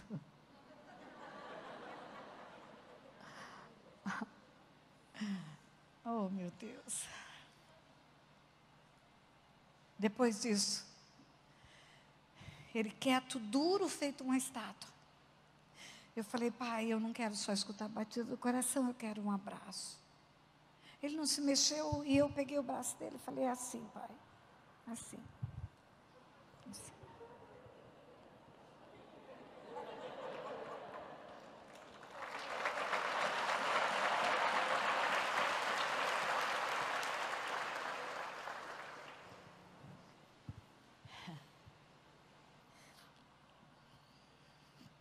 Aí eu falei, pai, eu quero uma bênção. O senhor nunca me abençoou. Ele falou, eu não sei o que é isso. Eu falei, eu vou te ensinar. Peguei a mão dele, pus na minha cabeça, falei, fala assim comigo. E eu falei a bênção que eu queria receber. Ele, minha filha, eu te abençoo para você prosperar em tudo nesse mundo. Eu te abençoo para cumprir os sonhos de Deus na sua vida. Eu te abençoo para você ser uma pessoa amável, para não ter marcas do passado. Eu te abençoo para você fluir na plenitude do teu chamado. Ele não sabia o que estava falando, mas ele repetiu palavra por palavra. Aplaude o nosso pastor aqui.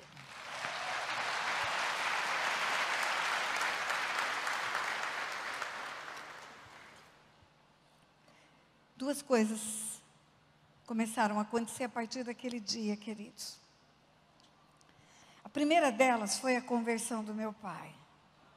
Meu pai viu Jesus em mim de verdade. A sua pregação não fala tão alto quanto o seu testemunho. Meu pai viu perdão em mim. Meu pai viu restauração de relacionamento. Meu pai viu graça, viu misericórdia. Ele viu tudo que Jesus é. E dali para a conversão foi um pulo. Agora, a outra coisa espetacular que aconteceu, sabe qual foi? Até ali. Até aquele dia lá em Belo Horizonte, naquele bairro, naquela porta, naquele momento que virou uma eternidade para mim. Até ali. Eu vivia na igreja como serva, não como filha. Eu trabalhava muito, eu sempre fui muito dedicada em tudo que eu faço. Eu era líder disso, líder daquilo, líder daquilo, líder daquilo, líder daquilo. Eu era uma mulher ativista no reino de Deus, verdadeira Marta. Mas de Maria eu não tinha nada. Escutar a voz de Deus, não. Quando alguém chegava para mim e falava, Deus falou comigo, eu torcia o nariz, eu falava, falou nada. Isso é cisma. Isso é imaginação. Quando alguém falava para mim, Deus me acordou madrugada para falar comigo. Eu falava, teve insônia e está dizendo que foi Deus que acordou. Quando eu vi alguém ter uma manifestação mais forte do Espírito de Deus, eu dizia, isso é histeria. Ainda dizia, o espírito do profeta é sujeito ao profeta. Eu era uma religiosa. Eu sabia tudo de Bíblia. Mas eu não sabia nada do Pai. Nada. A partir dali, Deus começou a falar comigo como um pai fala com o filho. A minha orfandade foi quebrada, foi destruída a minha religiosidade. E verdadeiramente eu sou filha de Deus hoje. Eu sou filhinha de papai. Hoje eu sou filhinha de papai, eu estou curada de tudo isso. Estou restaurada, estou limpa, estou pronta para curar os outros. E eu quero terminar fazendo algo aqui nessa manhã. Eu quero os levitas no altar. Pastor, o senhor já conversou com o pastor Otto? Já. Então eu quero os líderes que o senhor tem aqui na frente. Os pastores, os teus líderes, aqueles nos quais o senhor confia, aqueles que são os seus colaboradores.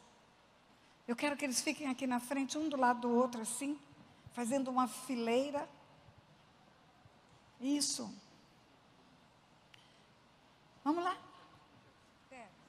Os líderes de pequenos grupos que estão aqui também, que pastoreia a igreja.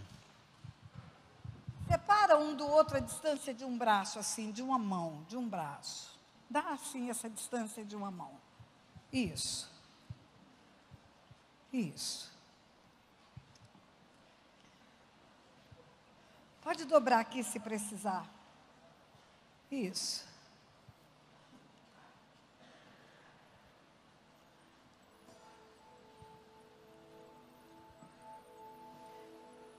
Não ali, dobra para cá. Não fica na frente das pessoas. Dobra no palco, no púlpito. Isso. Sabe o que essas pessoas estão fazendo aqui? Essas pessoas estão representando pais. Estão representando pai e mãe.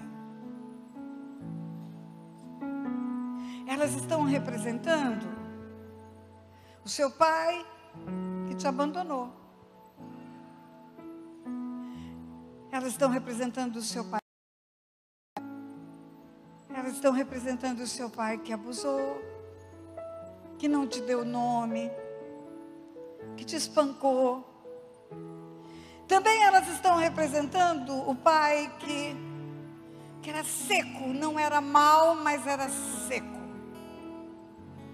O pai que não tocava em você, não encostava, não abraçava, não tinha toques. Elas estão representando o pai que disciplinou além da conta. O pai que por qualquer coisa tirava um cinto e marcava o seu corpo. Elas estão representando o pai que nunca conversou com você, nunca dialogou. Cala a boca, menino! Você é o último que fala e o primeiro que apanha. Eles estão representando as mães também. Aqui estão as mães. Mães duras, mães sem ternura, mãe que abriu a boca para amaldiçoar, mãe que dizia assim, eu não sei por que você nasceu, você é uma pedra de tropeço da minha vida. Mãe que dizia, eu não vejo a hora de você casar para ficar livre de você. Mãe que dizia, onde eu estava com a cabeça quando eu não te abortei. Aqui estão as mães que não curaram os dodóis. Mães que fizeram você ter raiva do pai. Que abriram a boca para falar: seu pai não vale nada. E você tinha a falta de afeto dela. E criou uma figura horrível do pai na sua cabeça. Aqui eles estão. Sabe para quê? Para te dar um abraço.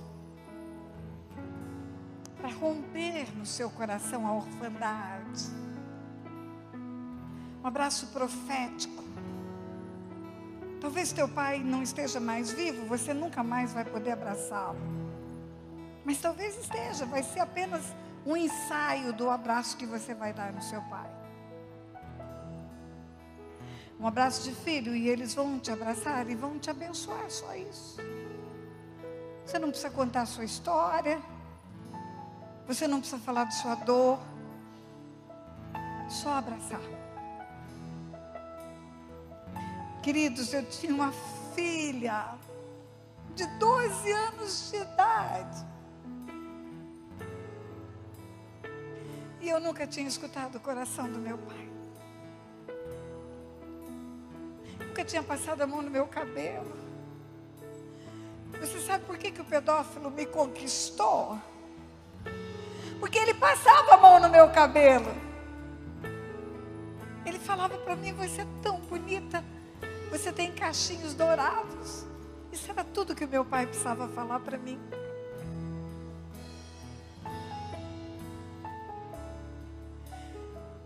Talvez o seu pai foi embora cedo, morreu cedo. Você foi criado sem pai.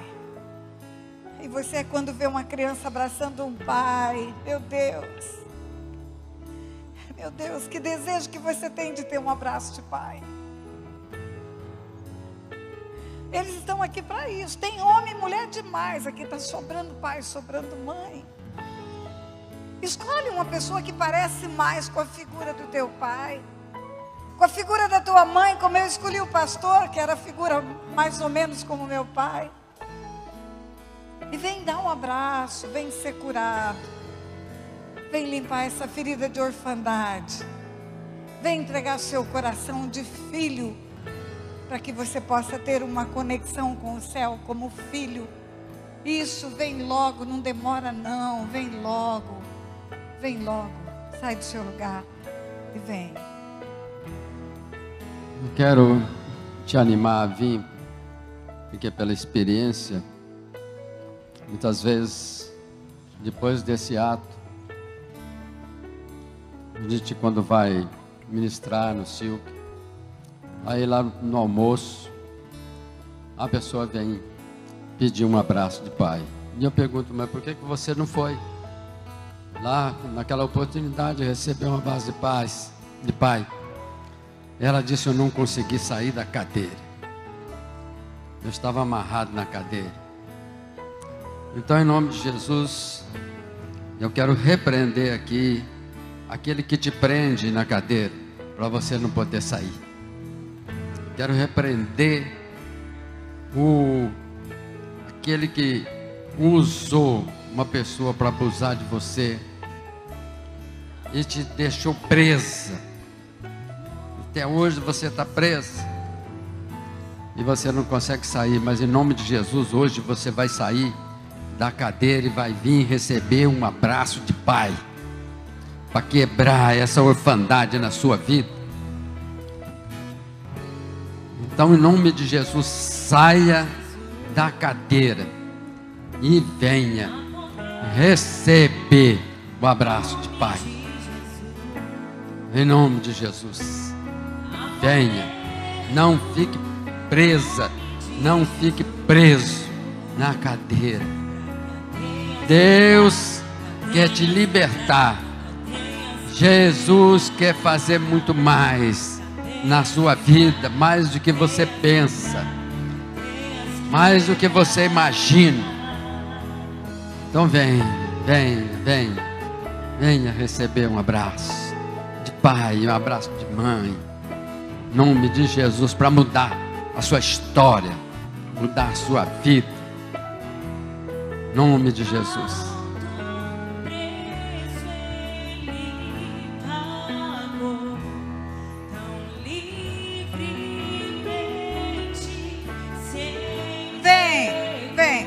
Vem receber o abraço de Pai. Vem. O Senhor diz: vem, filho meu, vem. Não fique no banco. Vem para você ser liberto, para chegar ao coração de Deus como filho, para derrubar essa orfandade, para desligar o espírito de religiosidade, para ter intimidade com o Pai.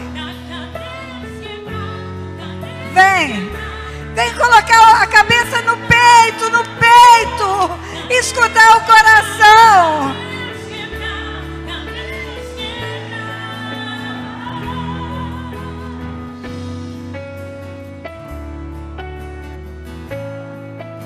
Vem, filho meu. Deus fala para você: vem, filho meu.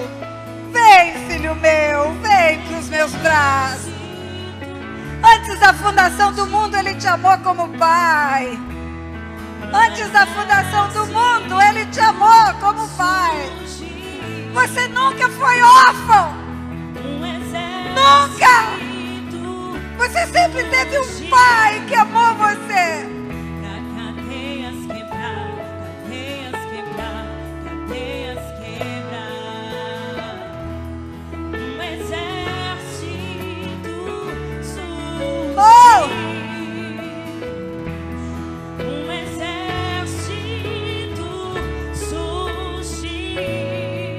Talvez você tenha tido um bom pai,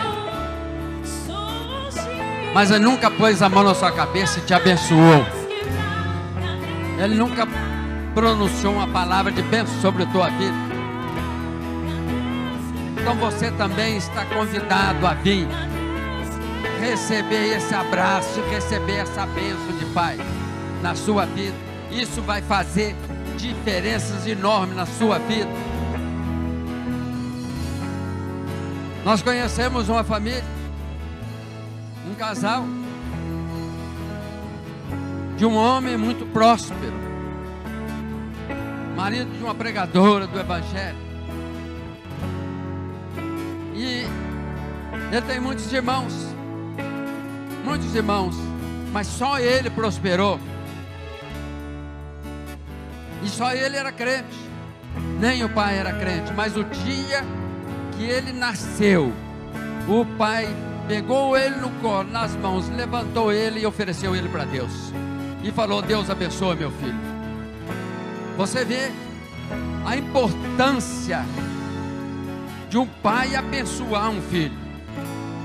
Então esse é um ato profético para quebrar cadeias, como nós estamos cantando, quebrar cadeias na sua vida.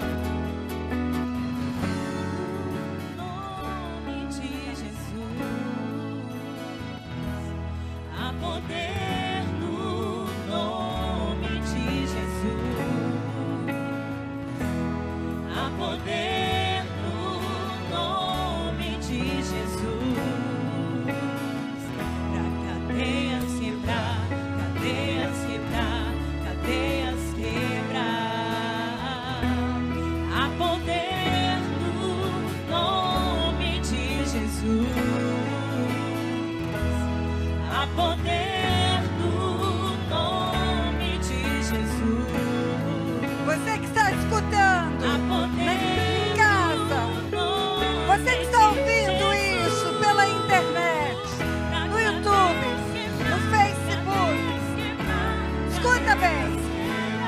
Eu quero representar aqui a tua mãe para abençoar a tua vida. Eu abro a minha boca para declarar sobre a tua vida toda sorte de bênçãos. Eu retiro no mundo espiritual toda palavra de maldição que foi lançada pela tua mãe. A igreja tem autoridade para ligar e desligar. E eu desligo agora no mundo espiritual palavras que foram proferidas para ferir você. você. E eu abro a minha boca para te abençoar, para declarar que tudo que você fizer, em todo o tempo, por onde andar, você vai ser bendito na terra.